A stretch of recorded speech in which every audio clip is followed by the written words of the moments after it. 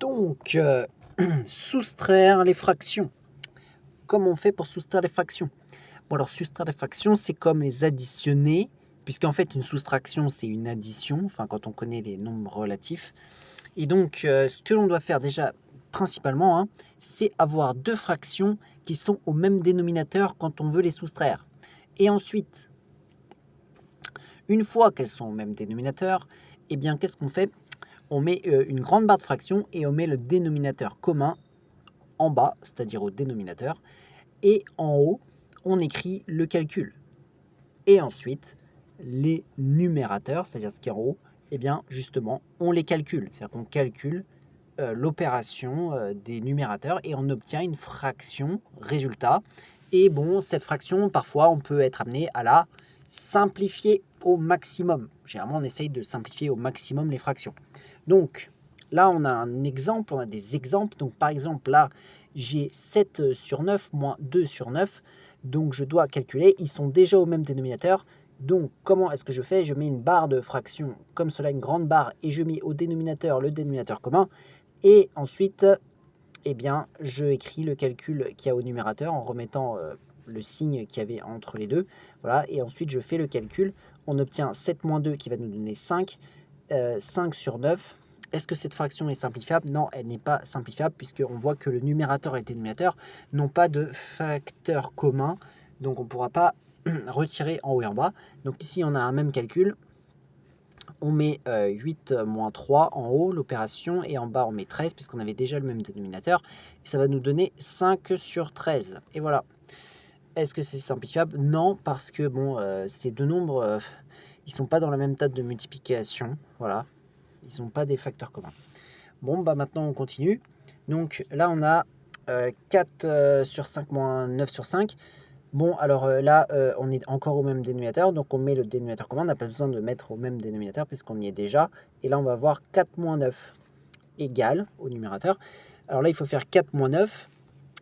Alors là il faut faire attention, donc ça c'est les nombres relatifs. Donc parfois il y en a qui n'ont pas fait encore les nombres relatifs. Mais donc, qu'est-ce que ça donne quand on fait 4 moins 9? Ça ne fait pas la même chose que 9 moins 4. En fait, ça fait son opposé. Ça fait l'opposé de 9 moins 4, c'est-à-dire moins 5. Moins 5 sur 5. Et là, il se trouve que on est sur le même, on a le même numérateur que le dénominateur. Et quand on divise, en fait, une fraction, c'est une division. Hein, c'est le numérateur qu'on divise par le dénominateur. Si on fait 5 divisé par 5, ça fait 1. Du coup, il va nous rester moins 1 ici. Voilà, on a simplifié la fraction au maximum. Alors maintenant, on a un autre calcul. Donc on est toujours au même dénominateur. Donc là, on met le dénominateur en bas. Et ici, on a 2 moins 11. Là, c'est la même chose. On est avec les nombres relatifs. Donc une manière d'expliquer cela, c'est que par exemple, je suis au deuxième étage et je soustrais 11 étages. Je suis au deuxième étage et je descends de 11 étages. J'arrive au combienième étage? Bah, j'arrive au moins 9e étage, au moins 9e étage, au moins 9e sous-sol. Voilà, parce que j'étais déjà au deuxième, donc je suis descendu, je suis allé au premier, ensuite au 0, ensuite au moins 1, moins 2, moins 3, et j'ai fait comme ça, j'ai soustrait 11 étages. Donc je suis arrivé au 9e étage en dessous, donc au moins 9e étage. Et ici, bah, moins 9 sur 7, bon, c'est pas simplifiable. Hein. Maintenant, on se retrouve avec une autre fraction qui est ici. Alors là, on n'est pas au même dénominateur, donc il va falloir mettre au même dénominateur. Donc là, on réfléchit si déjà, on ne peut pas avec l'un ou l'autre trouver l'autre dénominateur. Donc avec 3, je peux trouver 6. Donc ça, c'est bien, parce que je multiplie par 2. Comme ça, j'aurais pas besoin de modifier le deuxième. Et qu'est-ce qu'il faut faire? Donc bien sûr, pour que la fraction reste la même, c'est-à-dire qu'elle reste égale, il faut faire la même chose en haut et en bas. Donc on va faire x2 en haut et x2 en bas. Hein. Donc ici, ça va faire 10 x 2 en haut, et en bas, ça va faire 3 x 2. Moins donc 7 sur 6, on le laisse, égal. Donc nous calculons, ça va faire 20 sur 6. Voilà. Donc en fait, 10 sur 3, c'est la même chose que 20 sur 6. Hein. Toujours moins 7 sur 6. Égal, donc là je me mets un petit peu en dessous. Donc 23 moins 7, 20 moins 7, ça va donner 13. En fait, ça va donner 13 sur 6. Donc là, j'ai pas fait l'étape de mettre tout sous la même barre de fraction. Bon, alors maintenant, on se retrouve avec ce calcul qui est ici. Donc là, on a pareil, pas le même dénominateur. Donc il va falloir mettre au même dénominateur. Là, on voit qu'avec 5, je ne peux pas trouver 7 par une multiplication, ni avec 7, je ne peux pas trouver 5 par une multiplication ou une division. Donc la technique, c'est en fait là de prendre l'un des dénominateurs, de multiplier en haut et en bas pour la première fraction et de prendre le dénominateur de la première fraction et de multiplier en haut et en bas la deuxième fraction. Donc en fait, ce que ça va donner ici, ça va donner 3 fois 7, parce que la première, je la multiplie en haut et en bas par 7, parce qu'on doit toujours multiplier en haut et en bas, parce que sinon ça change la valeur de la fraction. Nous, on veut garder les mêmes valeurs. Et ici, 13 fois 5 sur 7 fois 5. Voilà, j'ai multiplié donc par cette fraction par 5 en haut et en bas et cette fraction par 7 en haut et en bas. Ça nous donne donc cela et on va voir que ça va donner le même dénominateur. Donc 21 sur 35 parce que 3 fois 7 ça fait 21. 13 fois 5 ça fait 65 sur 35. Voilà, égal. Et donc là on calcule, alors là c'est pareil. 21 sur 35 moins 65 sur 35. Bon, alors ça va nous donner 44. 44 sur 35. Et ce n'est pas simplifiable. J'ai oublié quelque chose, un moins. Moins 44 sur 35. Pourquoi? Pourquoi est-ce que ça donne moins 44 sur 35? Parce qu'on a soustrait un nombre qui était plus petit par un nombre qui était plus grand. C'est toujours la même chose, les nombres relatifs, ça donne un nombre négatif. C'est comme si on était au 21e étage, et qu'on descend de 65 étages. On arrive au moins 44e étage. Bon, on continue.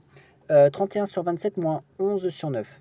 Donc là, on n'est pas au même dénominateur, mais on remarque qu'avec 9, on peut trouver 27, donc en multipliant par 3. Donc on va juste multiplier cette fraction en haut et en bas par 3, et ça va mettre au même dénominateur que l'autre directement, sans modifier la première. Donc 31 sur 27 moins 11 fois 3 sur 9 fois 3.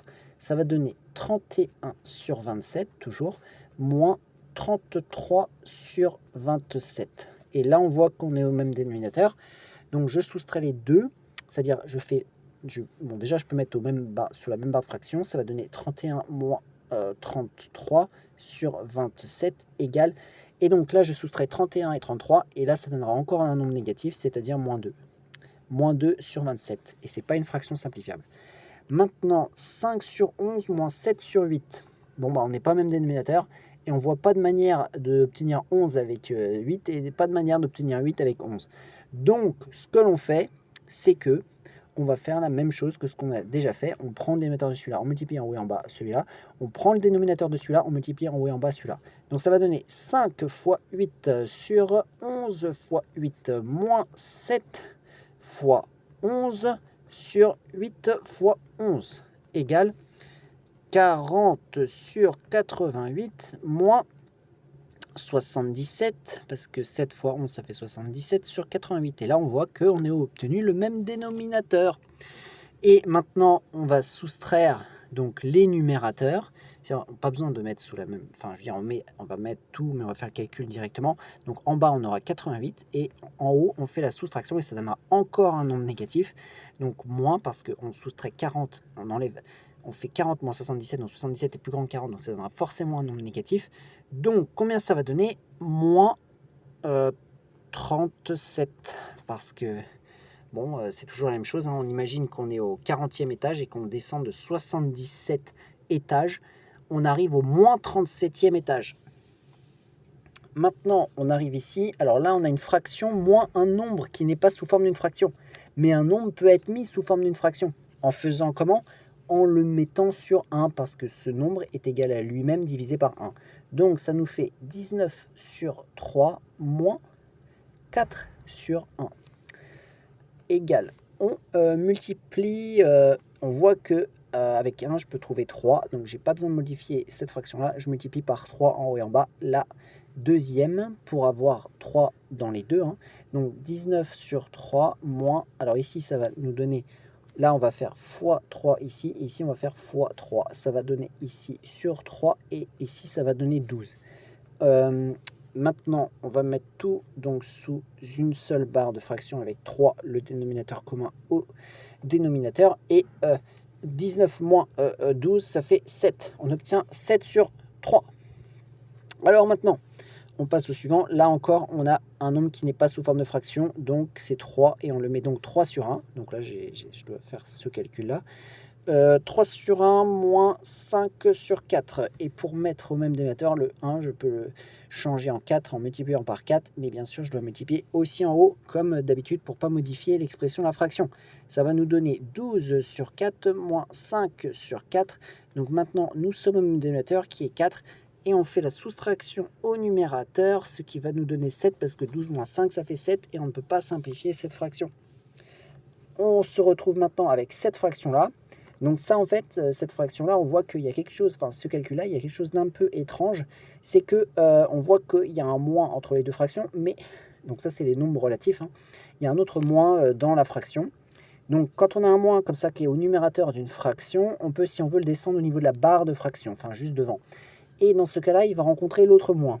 D'après la règle des signes, c'est la même règle que dans les multiplications, ça va donner un plus. Donc finalement, on va se retrouver avec 5 sur 3 plus 13 sur 3. Donc c'est une multiplication qui n'en est plus une puisque c'est une addition. C'est la règle donc parmi toutes les règles des nombres relatifs. Le dénominateur est 3 et le numérateur, nous allons le calculer, ça va donner 13 plus 5 qui va donner 18. 18 sur 3. 18 sur 3, ça veut dire 18 divisé par 3, ça fait 6. Voilà, donc finalement on n'obtient plus une fraction comme résultat final. Alors là, on a moins 13 sur 9, moins 27 sur 9. Là, on est au même dénominateur, donc il n'y a pas de question à se poser. On met une barre de fraction, on met le dénominateur, et là, on a moins 13 au numérateur, moins 27. Donc là, c'est un peu étrange parce qu'il y a un moins devant le 13. On est avec les nombres relatifs, là. Il faut savoir calculer avec les nombres relatifs. On imagine qu'en fait, qu'on est au moins 13e, et on fait encore moins 27, c'est-à-dire qu'on descend encore de 27 étages, alors qu'on est au moins 13e étage, on descend encore de moins 27 étages. Eh bien, ça va donner... en fait, ça va donner qu'on va tomber à quel étage? Ça va donner que l'on va tomber au moins 40e étage. Moins 40 sur 9, et ce n'est pas simplifiable. Donc voilà le résultat. Bon, alors on se retrouve maintenant avec cette fraction. Alors là, il y a des moins un petit peu partout. Il y a un moins au numérateur et un moins au dénominateur. Donc 5 sur 6 moins. Et donc, qu'est-ce qui va se passer? Comme tout à l'heure, quand il y a un moins qui s'applique au numérateur ou au dénominateur, on peut le remettre au niveau de la barre de fraction. Et globalement, aussi une règle, quand on a un moins en haut, un moins en bas, ces deux moins, en fait, ils donnent un plus. Donc c'est comme s'ils allaient disparaître. Donc finalement, on peut dire que par contre, ce moins qui est là va rester, puisque ces deux moins, en quelque sorte, se sont neutralisés. Et ça va donner 3 sur 5 finalement. Donc ça fait 5 sur 6 moins 3 sur 5. Bon, on n'est pas au même dénominateur. Il va falloir mettre au même dénominateur. Et là, on n'a pas de possibilité de faire autrement que de prendre ce 5, de multiplier en haut et en bas la première fraction, et de prendre ce 6, multiplier en haut et en bas la deuxième fraction. Donc ça fera 5 sur 6 fois 5 fois 5 moins 3 sur 5 fois 6 fois 6 égale. Donc nous obtenons 25 sur 30 moins 18 sur 30 égale. Alors ça va donner quelque chose sur 30, mais on va calculer les numérateurs. 25 moins 18, combien ça va donner? Ça va donner 7. Voilà, donc on se retrouve avec 7 sur 30. Bon, alors maintenant, on se retrouve avec cela. Donc là, pareil, on a un moins dans la fraction. On peut la sortir, le mettre devant. Et qu'est-ce qu'il va rencontrer? Il va rencontrer le plus qui est là. Moins et plus, c'est la même règle que dans les multiplications. Ça va donner moins. Donc, moins sur 4, moins 7 sur 4, moins 2 sur 9. On n'est pas au même dénominateur. On va devoir prendre ce 9, multiplier en haut et en bas cette fraction, prendre ce 4 et multiplier en haut et en bas cette fraction. Donc, cela va nous donner moins 7 fois 9 sur 4 fois 9, moins 2 sur 2 fois 4, parce que je prends le 4, je multiplie en haut et en bas également la deuxième fraction, 9 fois 4 égale, donc 63, donc avec un moins devant, sur donc 36 moins 8 sur 36 égale, donc on va se retrouver avec moins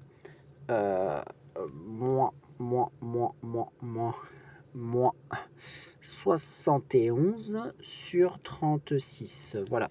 Donc voilà le résultat de cela. Donc il faut bien comprendre le processus.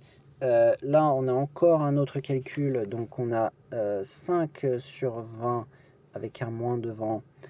Alors là, j'ai un moins devant le 6. Donc ce moins, comme il est au dénominateur, je peux le remettre au niveau de la part de fraction. Il va contrer l'autre moins. Et moins par moins, ça donne plus comme dans les multiplications. Donc ça va donner 9 sur 6.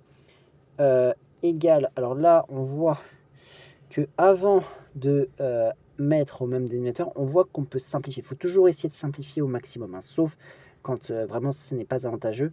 Mais là, on va simplifier la deuxième fraction parce qu'on voit qu'elle est simplifiable par 3 en haut et en bas. C'est-à-dire qu'en fait, je peux diviser par 3 en haut et en bas, et en haut, ça va donner 3, en bas, ça va donner 2. Voilà. Maintenant, je peux essayer de mettre au même dénominateur, et je vois qu'avec 2, je peux trouver 20 en multipliant par 10. Donc, je vais multiplier par 10 en haut et en bas cette fraction. Et ça va me donner donc toujours moins 5 sur 20 plus 30 sur 20 égale. Là maintenant, je suis au même dénominateur, donc je mets le dénominateur commun en bas. Et en haut, on va retrouver moins 5 plus 30. Donc il faut imaginer qu'on est au moins 5e étage et qu'on monte de 30 étages. Eh bien, on va arriver au 25e étage. On obtient 25 sur 20. Et on obtient une fraction qui est simplifiable par 5, parce qu'on peut diviser en haut et en bas par 5, ça va donner en haut 5 et en bas 4. Voilà. Ensuite, le dernier, moins 3 sur 5. Bah déjà, il faut mettre le nombre qui n'est pas sous forme de fraction sous forme de fraction. Ça va faire moins 3 sur 1, moins 3 sur 5. Et on va multiplier le premier par 5 en haut et en bas pour le mettre au même dénominateur que le deuxième. Ça va donner moins 15 sur 5, moins 3 sur 5. Et en mettant sous la même barre de fraction, ça va donner moins 15, moins 3 sur 5, qui va nous donner, donc là c'est comme si on était au moins 15e, on est au moins 15e, et on retire encore 3, c'est-à-dire qu'on descend encore de 3 étages, on arrive au moins 18e, moins 18 sur 5. Ce n'est pas une fraction simplifiable. Donc voilà les différentes manière de soustraire des fractions.